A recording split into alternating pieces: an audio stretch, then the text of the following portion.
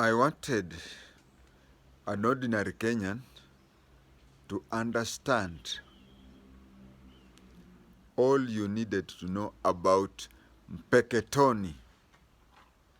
MPEKETONI in Lamu. I have been accused of tribal profiling, but there is no shortcut. We have to call a spade, and I have to give you the real picture of what happened in the mid-60s. Without putting the way I'm going to put it, it's like making a very good wali, but you don't place their salt at all. I'll start it this way.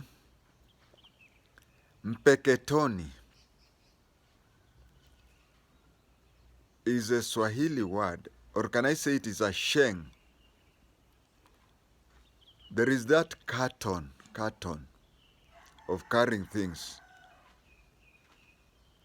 It is mentioned there. Mpe in Kiswahili is give him. MPEKETONI, mpe carton. You see, people in Lamu have a different Kiswahili called Kiamu. So if you are in Mombasa or any other place in Kenya, you'll tell somebody you want nataka carton. But you'll find Kiamu, the Swahili version of Lamu, you'll be told, jamaa kona ketoni hapa, kona ketoni. So carton, in other Kiswahili, they call it cartoni, but some coastal version is keton. So the word MPEKETONI comes from mpe ketoni, mpe carton. Now for those who know Sheng, you understand. I'll tell you about what happened then and how the place got the name MPEKETONI. You ask any person from Lamu, what is the original name? We have many places with different names. Go to Kisii town. Ask people, what is the original name for this town? They'll tell you that the original name for Kisii town was Getembe. Go to Kakamega. Ask people, what is the original name for the town called Kakamega? They'll tell you Sheiwe. Go to Lamu. Ask Lamu people, what is the original name for MPEKETONI? What was it called before? They'll tell you it had no name. MPEKETONI was nowhere in the 40s. And at MPEKETONI, there is Lake Kenyatta settlement scheme. The settlement scheme is bounding a lake, a small lake. The lake is called Lake Kenyatta Settlement Scheme. Ask those people what their ancestors used to call that lake before, or what was that lake called in 1940s. They'll tell you it had no name. We have to put whatever is happening in Lamu, whatever is happening in MPEKETONI, we have to put historical facts first. And historical facts, we have to tell the truth. Even if we are to be profiled, we are profiling people. There is a racial and tribal profiling. If that is what makes us to tell the truth, so be it. As I've said before in other videos, that two things. We had the Minister for Agriculture, no, Minister for Lands, not Agriculture, Minister for Lands and Settlement was Jackson Harvester Angaine, Amumeru. His assistant minister was G.G. Kariuki. That is Geoffrey Getai wa Kariuki, Akikuyu. So when the Wazungus were going away, first of all, Kikuyus had already started experiencing what we are now experiencing, land shortage. That is one. We have to agree that. On the other hand,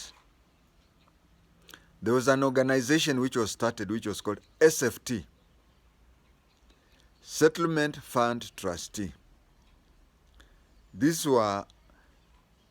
It was assumed that Africans could not afford to settle in their land.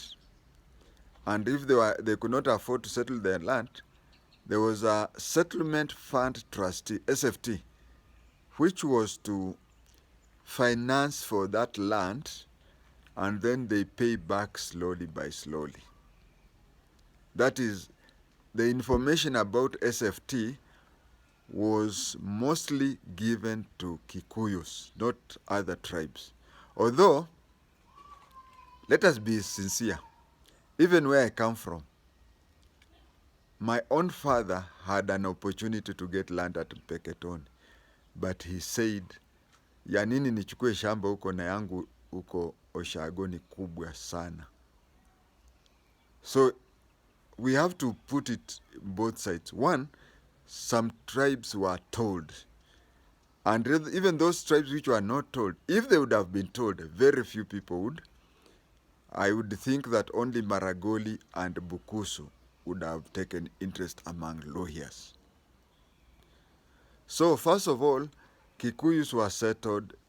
You see, if you look at Kikuyus, the way they settled out of central provinces, they did not settle in one way. Moranga people mostly went for trade. They came, you'll find most of the businesses in CBD are owned by people from Moranga, especially a place called Ruadhia, Kangema. That is, Moranga came, and that is why there was even a word in Nairobi during the 60s where they were being told that the MTO, Moranga takeover. If you find Kikuyus from Kiambu, they moved from the general direction, from Limuru towards Naivasha all the way to Molo. You'll find the Kikuyus along that stretch of land are Kikuyus basically from Kiambu. And Kikuyus who are basically from Nyeri, they took over from Nyandarua and Laikipia. Nyandarua and Laikipia. But there is one place where the Kikuyus converged around Nakuru. The place is called Kiamunyi. Kiamunyi. Kia stands for Kiambu. Mu stands for Moranga. Nyi is Nyeri. Kiamunyi. Kiambu, Moranga, Nyeri. That place iko na mtukanio ya hawa watu wote. Ya hawa wa Kikuyu wote. So, when Kiambu Kikuyus moved to Naivasha to Molo area, generally Nakuru direction, they were given, each was given land there. But more still came. It was found that they still needed more to be taken elsewhere. That is why they were taken by bus, OTC, to MPEKETONI. Pause there. Let us go to Mombasa. Let us go to Lamu. Let us go to MPEKETONI. Kenya was independent. Jomo Kenyatta went there, had several meetings with Mombasa people. When he had various meetings with the Lamu people, he told the people, and you see, Kenyatta, when he used to talk in public meetings, you could not sit there next to your in-laws. For a man, you could not listen to Kenyatta's speech when either your mother-in-law or your daughter-in-law was there. And if you are a lady, you could not listen to Kenyatta's speech where your father-in-law or son-in-law is there. Of course, nowadays we also have somebody who have started Kenyatta Talks. So Kenyatta went to Lamu. He went and started showing those people land on what to take. He took a number of government workers. They found a forest. They cleared that forest, just a route, uko ndani.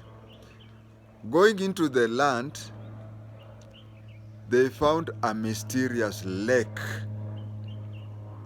When they found a mysterious lake, they were asked,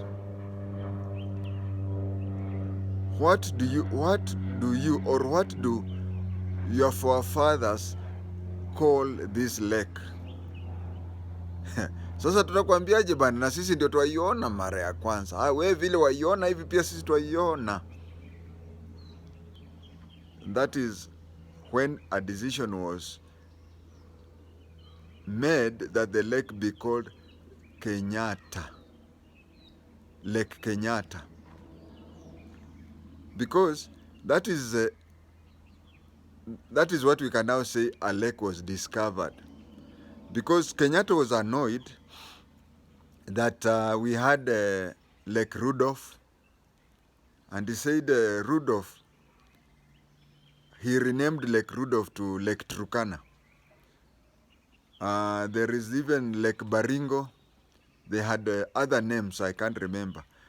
Kenyatta said that, and towns like Nyahururu, which was being called Thompson Falls, said look for local names. So they looked for either they looked for previous name like Nyahururu, or they looked for a local name like Baringo. Lake Baringo was in Baringo district, Lake Turkana was in Turkana district. But this is the only lake. Lake Kenyatta is the only lake that was discovered because people reached there wakaona, hey, hapa kuna lake. And then they asked the people, hii lake mnahitaji ama mababu zenyu walikuwa wanahitaji? Akasema tutajuaje, na ndio maana tumeiona vile tunaona na nyinyi. And that is when it was named Lake Kenyatta. Then Kenyatta went back to those Bajunis, Wagunya wa Bajuni. He told them, haya ni mashamba, mmepata uhuru, limeni haya mashamba. They told him, mzee tutafutie wafanyikazi. They wanted, you can call it tribal profiling, but that is what happened. They told Kenyatta that they wanted employees, wafanyikazi waje wawalimie mashamba zao. That is, remember I had posted the story the other side. That is when Kenyatta remembered that some Kikuyus could not fit in.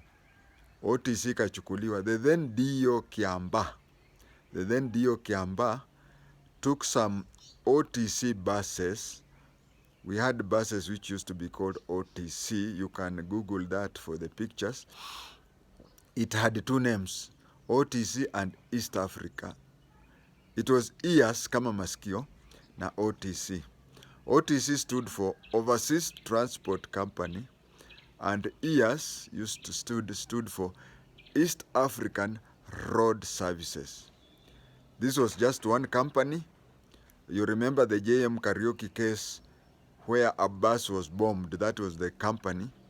So they took those buses, they hired those buses, and it is that company that started Kenya Bus Service, for your information. So they took those buses, went with them to Nakuru area, took people there, went to Mombasa. When they reached Mombasa, the third most senior person in the police in a district is called SOA, Staffing Officer Administration. The SOA Mombasa then was Assistant Superintendent of Police Lando, son of KHWATENGE, my father. He was instructed to get security to escort these Kikuyus to Lamu. That is when he was also offered land, but he declined and said, nina shamba kubwa sana huko nyumbani. So they boarded and went to Mombasa, to Lamu. Upon arrival in Lamu, that place had no name then. They passed Lamu na wakasonga mbele at a place that today is called MPEKETONI. So they went there. They were given government tents. They were given government tents, and each one was given land to settle. When they were given land to settle, there was an agreement that they would be issued with seed, and then for several years, whatever they produce in the farm, they had to share with the government. There was a company called KNTC, Kenya National Trading Corporation. So they were to sell all the items to the Kenya National Trading Corporation, KNTC, and then remaining with a few for some years. That would be considered as their payment. But those first days, they had no houses they had built, and those first days they had no food to eat. So the government used to bring this military ration food that is called, I don't know whether if kama kuna mtu askari aniambie kwa comment kama bado tuko na compotenman. So they used to be brought in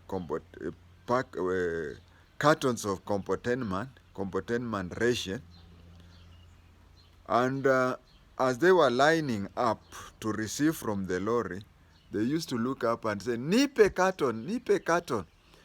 And you see the one who is issuing is confused. Then the boss will say, mpe carton, mpe. We, mpe carton. Wabajuni na Wagunya wanacheka. Washenzi hao. Kazi yao ni kusema tu MPEKETONI, MPEKETONI, MPEKETONI. That is where the name MPEKETONI came. Years went. The Bajun and the Wagunya, I'm sure you have heard of the tribe called Wagunya from history. The Bajun and the Wagunya were waiting for the employees to lima, palilia, then wakati wamevuno wapatie, it never came. And that is how we have a large sizable population of Kikuyus in Lamu. If we have to solve the problem, well, let us look at it holistically. There is a East African Tanning and Extract Company, Eldoret, wanted to give out its land. But Nandis around said that since the land used to be theirs ancestrally, then they have to be given priority. The government said, okay, 40% of the land will be given to the native people who are Nandis, and 60% will be sold to people at the market value.